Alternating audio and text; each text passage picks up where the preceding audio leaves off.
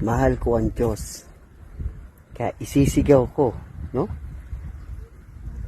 I love you, Jesus Christ! I love you! Oh. Dahil mahal na mahal ko ang Diyos, mahal na mahal ko si Jesus Christ, kaya gusto ko siyang isigaw. I love you, Jesus Christ! Yan. I love you, Jesus Christ! Ikaw, love mo rin ba siya? Love mo rin ba si Jesus Christ?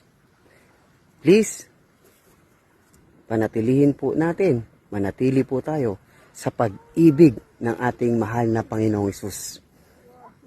Kaya kung mahal mo rin siya, isigaw mo.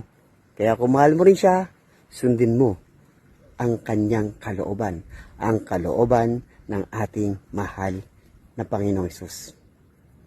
Lahat ng yan, galing yan sa Diyos na kung saan, dahil sa kanyang pagmamahal, lahat ng yan ay pinagkakalob sa atin. Para sa ganon, matikman natin, no? Maramdaman natin at malasahan natin kung gaano kasarap yung pagmamahal ng Diyos sa atin, yung pagmamahal ng Diyos na ibinibigay sa atin para malaman natin na ganun kasarap. Malaman natin na ganun tayo kamahal ng Diyos at nananatili siya sa atin at hindi nawawala ang kanyang pagmamahal. Kaya please, ugaliin din po natin na manatili ang pagmamahal natin sa Diyos. Huwag po tayong mawala sa kanyang piling, sa kanyang pagmamahal. Amen. Bye-bye everyone. Love you all. Spread love.